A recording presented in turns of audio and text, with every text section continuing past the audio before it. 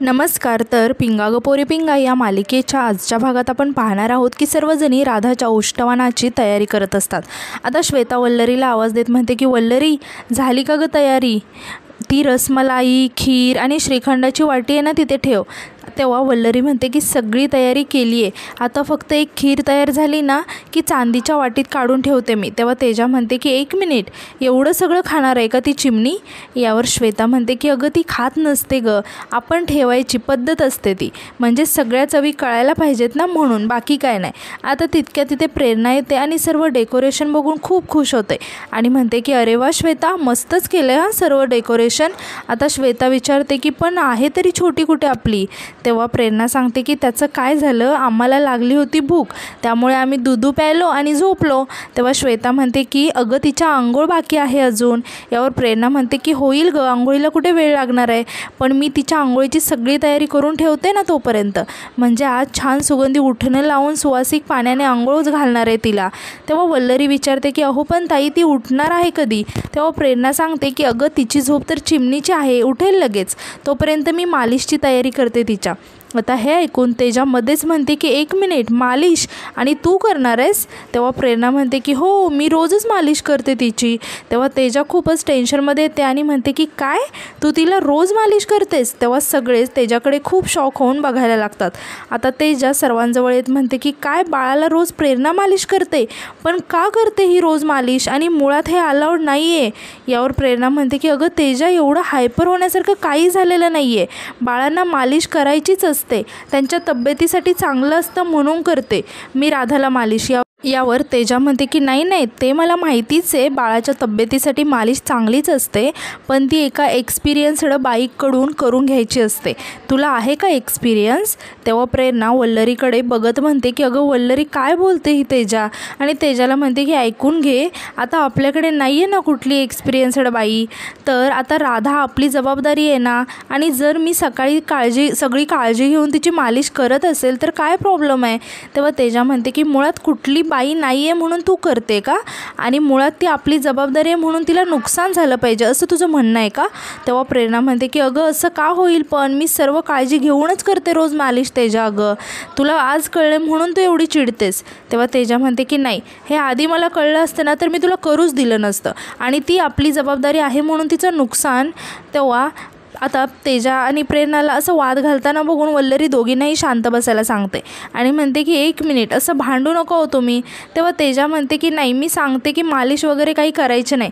तेव्हा प्रेरणा म्हणते की हे बघ तेजा, आज ना खूप आनंदाचा आणि शुभ दिवस आहे, तू उगाचच नुसते वाद उकरून नको काढूस, बाळाच्या तब्येतीसाठी मालिश चांगली असते आणि ती मी करणार, विषय संपला. तेव्हा तेजा म्हणते की हे बघ, माझ्यासमोर मी तुलाही मालिश करू देणार नाही. तेव्हा वल्लरी वैतागत म्हणते की किती वेळा सांगायचं आहे, नका भांडू. तेव्हा प्रेरणा आणि तेजा एकमेकींकडे खूपच रागाने बघायला लागतात. तर आता यानंतर आपण पाहतो की प्रेरणा राधाला घेऊन स्वामींसमोर उभी असते आणि राधाला म्हणायला लागते की राधा, आपल्याला स्वामींना सांगायचं आहे की आज आमचं उष्टावण आहे आणि आम्हाला खूप खूप आशीर्वाद द्या. आणि ती राधाला घेऊन जाऊन पाठावरती बसते. आता वल्लरी मिठ्ठूला हळूहळू राधाजवळ घेऊन येते. तेव्हा मिठ्ठू, वल्लरी आणि श्वेता तिघी मिळून राधाचं औक्षण करतात. यानंतर मिठ्ठू म्हणते की आता मिठ्ठू माऊ राधाला पहिला घास भरवणार, असं म्हणून मिठ्ठू राधाला घास भरवते. यानंतर वल्लरी आणि श्वेता दोघीसुद्धा घास भरवतात.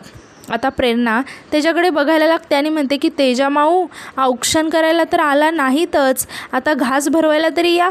तेव्हा तेजा म्हणते की नाही नाही नको, आणि तसंही तुम्ही भरवताय ना, आता तिला एवढं भरलं असेल तिचं पोट, मी कशाला जाऊ दे, आणि तसंही जास्त भरवलं तर उगाच तिला त्रास होईल ना. तेव्हा श्वेता म्हणते की अगं ये ना गं, शास्त्रापुरतं कर तेवढं. तेव्हा तेजा म्हणते की हे बघ, मला खूप कामं आहेत, तुम्ही भरवलं ना ठीक आहे, मी कशाला उगाच भरवायला हवं आहे. तेव्हा श्वेता रागाने म्हणते की कामं बिमं काय नाही आहे, तू तिची मावशी आहेस, ये लवकर. तेव्हा आता तेजा येऊन राधाला घास भरवते. आता सर्वजण खूपच खुश झालेले असतात. आता अशा प्रकारे राधाचा उष्टावणाचा कार्यक्रम होतो. तर आता यानंतर रात्री आपण पाहतो की सर्वजण गाढ झोपलेले असतात. तेव्हाच आता राधा अचानक खूपच रडायला लागते. तेव्हा प्रेरणा दचकून जागी होते आणि राधाच्या रडण्याचा आवाज ऐकून मनातच म्हणते की राधा उठली वाटतं, पाहायला पाहिजे, असं म्हणून ती आतमध्ये येऊन राधाला बघायला लागते. तर राधा अगदी शांतपणे झोपलेली असते. तेव्हा प्रेरणा राधाकडे बघून खूप खुश होते आणि म्हणते की शांतपणे झोपली ही तर, असं म्हणून ती परत जाऊन झोपायला लागते. तर तितक्यात वल्लरीसुद्धा जागी होते आणि प्रेरणाला विचारायला लागते की प्रेरणाताई काय हो, काय झालं, उठली आहे का राधा? तेव्हा प्रेरणा सांगते की नाही गं, गाढ झोपली आहे. तुलाही तिच्या रडण्याचा आवाज आला का? तेव्हा वल्लरी सांगते की हो, पण काय बोलणार, आपल्याला तिची इतकी खरंच सवय झाली आहे ना की रात्रीसुद्धा ती रडते असंच वाटतं आपल्याला. तेव्हा वल्लरी म्हणते की जाऊ द्या ना, तुम्ही जाऊन झोपा. तेव्हा प्रेरणा म्हणते की हो, झोपतेच मी, कारण आपल्या मॅडम परत उठल्या ना की आहेच शिशू काढा, भूक लागली असेल तर दूध पाजा, असं म्हणून प्रेरणा परत तिच्या जागेला जाऊन झोपते. तेव्हा राधा अजून अचानक खूप रडायला लागते. आता राधाला असं रडताना बघून प्रेरणा आणि वल्लरी परत उठून बघायला लागतात आणि त्या खूपच घाबरून जातात आणि एकमेकींकडे बघायला लागतात. तेव्हा वल्लरी प्रेरणाला म्हणते की तुम्ही झोपा, मी जाऊन बघते. असं म्हणून वल्लरी आतमध्ये येऊन राधाला बघायला लागते. तर राधा तर अगदी गाढ झोपलेली असते. तेव्हा वल्लरी खूप शॉक होते आणि परत बाहेर येते आणि प्रेरणाला म्हणते की अहो, ती तर गाढ झोपली आहे. तेव्हा प्रेरणा आश्चर्याने विचारते की काय सांगतेस काय, एकदा भास झाला असेल पण दोनदा, तेही दोघींना कसं काय भास होईल गं? तेव्हा वल्लरी म्हणते की तेच तर मलासुद्धा समजत नाही आहे ना, बाहेर रडण्याचा आवाज येतोय पण आत जाऊन बघितलं तर गाढ झोपी गेली ती, काहीतरी विचित्र प्रकार सुरू आहे हा. तेव्हा प्रेरणा म्हणते की जाऊ दे, भास झाला असेल, तू झोप, मी पण झोपते. असं म्हणून वल्लरी आणि प्रेरणा दोघीही झोपून घेतात. तर परत एकदा आता राधाच्या रडण्याचा आवाज यायला लागतो. आता मात्र वल्लरी आणि प्रेरणा खूपच घाबरून जातात आणि दोघीही हळूहळू आतमध्ये येऊन राधाला बघायला लागतात. तर अजून एकदा राधा गाढ झोपलेली दिसते त्यांना. आता प्रेरणा वल्लरीला म्हणते की वल्लरी, ही तर झोपली आहे गाढ, हेच तर मलासुद्धा समजत नाही आहे की आपल्याला आवाज कसला येतो आहे. तितक्यात आता श्वेता आणि मिट्टूसुद्धा जाग्या होतात आणि श्वेता म्हणते की काय चाललं आहे गं तुमच्या दोघींचं, आज ती झोपले तर तुम्ही का जागरण घडवताय? आधी तू आलीस, मग ही आली, काय चाललं आहे का तुमचं? तेव्हा मिट्टू म्हणते की तिसऱ्यांदा आला तर तुम्ही बडबड करताय. तेव्हा श्वेता म्हणते की नाहीतर काय, स्वतः पण झोपत नाहीत आणि आम्हाला पण झोपू देत नाहीत. तेव्हा वल्लरी म्हणते की सॉरी, आम्हाला तुम्हाला डिस्टर्ब नव्हतं करायचं. तेव्हा श्वेता म्हणते की राधा जर का उठली तर आम्ही काय तिच्याकडे बघणार नाही का गं? आता वल्लरी आणि प्रेरणा खूपच टेन्शनमध्ये आलेले असतात आणि त्या झोपण्यासाठी म्हणून तिथून बाहेर येतात. आता प्रेरणा वल्लरीला म्हणते की वल्लरी, मला तर काहीच समजत नाही आहे गं, नाही म्हणजे दोघींनाही एकाच वेळेस कसे काय भास होऊ शकतात?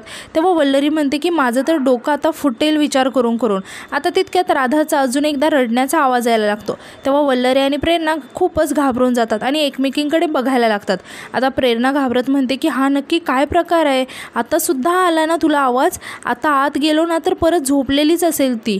तेव्हा वल्लरी म्हणते की अहो पण काय चाललंय, हा आवाज नेमका येतोय कुठून रडण्याचा, काहीच समजत नाहीये मला. आता तितक्यात वल्लरीचा आणि प्रेरणाचा आवाज ऐकून तेजा उठते आणि त्या दोघींनाही म्हणते की काय गं, असं रात्री अपरात्री भैसटल्यासारखं बडबड का करत बसलाय? तेव्हा प्रेरणा म्हणते की मी सांगते काय झालंय ते, मला आणि वल्लरीला राधाच्या रडण्याचा आवाज येतोय सारखा आणि आम्ही आत जाऊन बघतो तर ती गाढ झोपली आहे.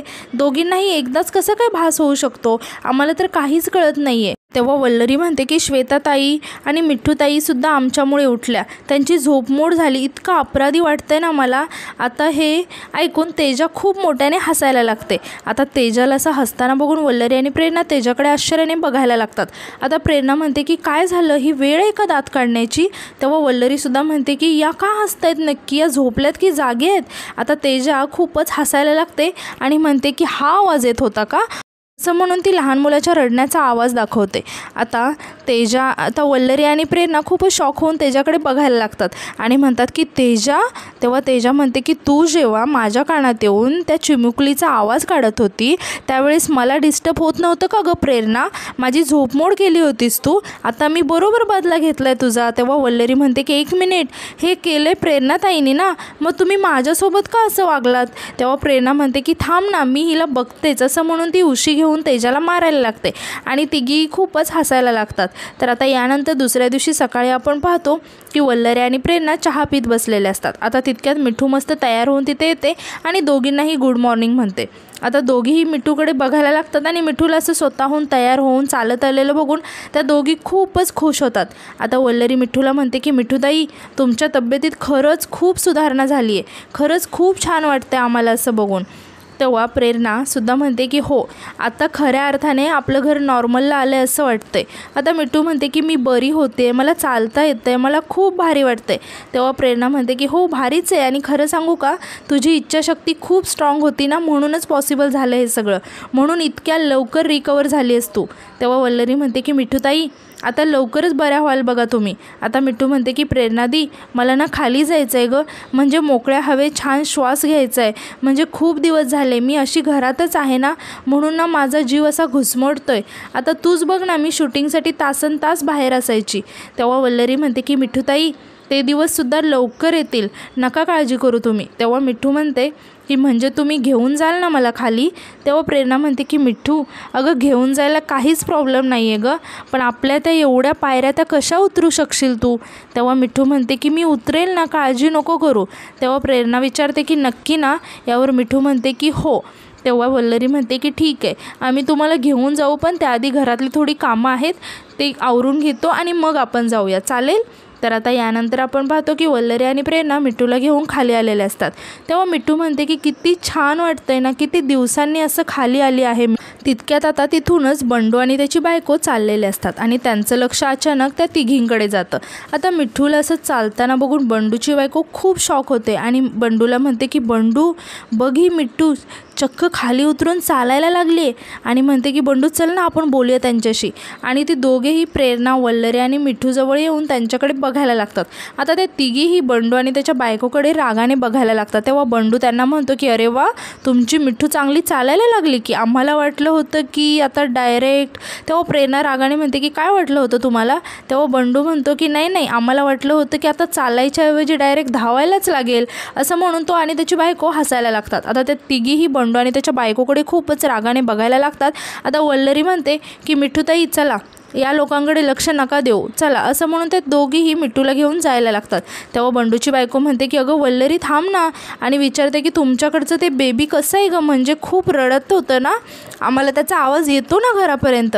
तेव्हा वल्लरी म्हणते की हो, मग कानात कापूस घालून बसायचं ना, इतका त्रास होतोय तर. तेव्हा बंडू म्हणतो की नाही, ते कानात बोळे का ते काय आम्ही घालूच, पण काय किती महिन्याचं असेल ते बाळ.